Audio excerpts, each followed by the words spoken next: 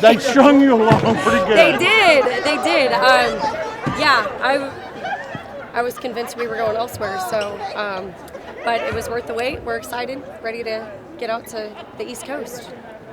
Gino Ariema, UConn basketball. I mean, you're somebody who respects the greats. Absolutely. You're going into the head one of the greats. Yeah. Well, I mean, it's what dreams are made of. That's what March is about. Anything can happen at this time of the year, and but obviously we have a huge game ahead of us before that. But it's going to be really neat to get out there and just be, kind of in the mecca of women's basketball out on UConn's home court. So, we're looking forward to it. How'd y'all kind of spend the last week not knowing who or where you would be playing? My staff is just amazing, and we kind of all got together and talked about all the different scenarios that we thought could happen, and worked on a bunch of different things, worked a lot on us. But it definitely feels good now knowing who, we're playing so that we can prepare more specifically. South Dakota Do you know State much? Yeah, about is a team that, is on a very hot win streak. I think they've won like 20 in a row this season. I mean... it's a team I'm really familiar with. When I was at UMKC, we were in the Summit League, so I played them twice a year the last 2 years before I got to Oklahoma State, and they're very, very well coached. They win their conference pretty much every year, so a team that I'm familiar with, and excited to get to play against again. You mentioned it before the show started about how, last year y'all weren't in this position, 2 years ago you were.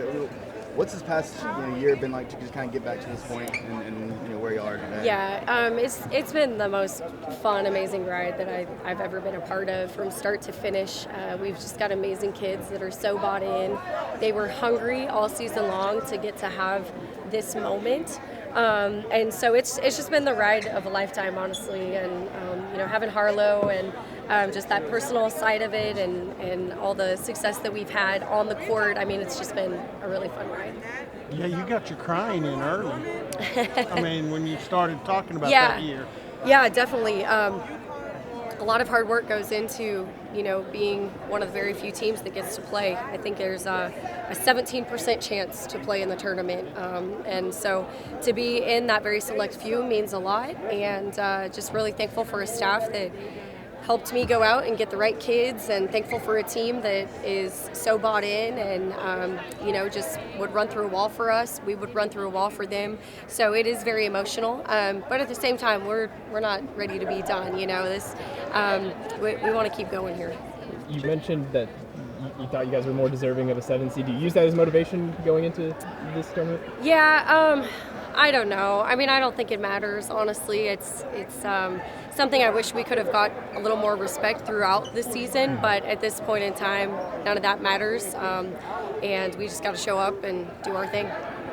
Jacie, there was a moment early on when y'all are watching, all the teams get selected. I noticed, you had Harlow and you're looking up. I feel like you kind of looked like maybe more of an excited kid than even some of the players next to you. Just what was that moment like, just waiting and watching for this? Well, a year ago at this time, I didn't know if I could even get pregnant, and like I said, we weren't playing at all. So it was just a really surreal day for me to not just, hold my baby in my arms, but also get to be with the team that I love and adore and that I get to continue to play with. So I have just a very childlike appreciation and elation for just everything that's happened in the last year. Kind of a dumb follow-up to that, but does this moment, Harlow, the team, does it mean even more than I'm sure you dreamed about that, but does it mean even more than you ever thought it would have? Absolutely. I mean, especially just having a little girl, and coaching women and just being so passionate about pouring into females, and to have my own little girl be a part of that was really special. On a great one of only a couple players who's gone through the NCAA tournament. What kind of experience will you be relying on them to be more than leaders in the area? Yeah, we've leaned on Onegret all season long.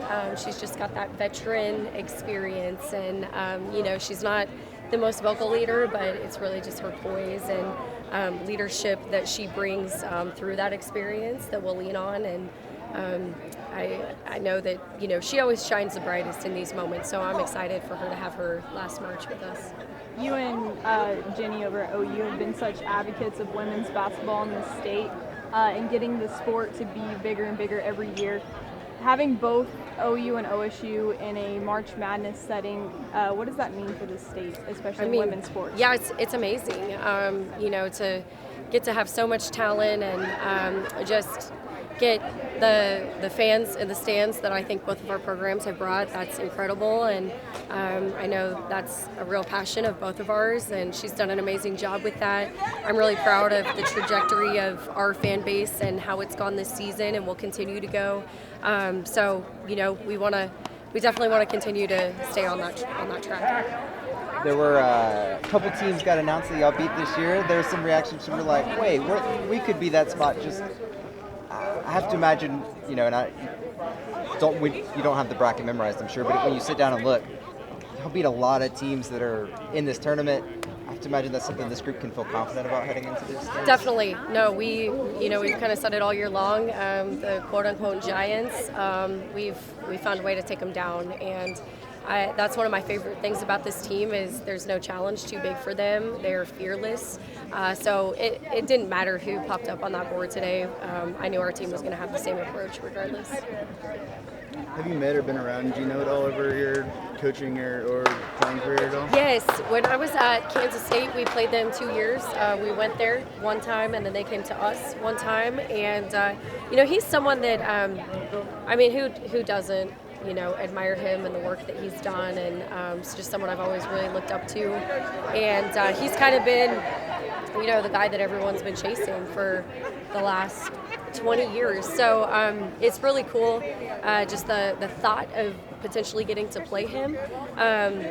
He's someone that I try and sit by when I go out recruiting and just learn from and kind of soak in, what he's about. But like I said, ultimately we still have a game ahead of us we got to take care of first. Jacie, a little bit off topic. Just wanted to ask you about the weekend, like with everything going on, the fires. Did you have to check on the girls at any point? And just what's it like, sort of being in your position in such a strange weekend? You have so many people you're responsible for, but also the community.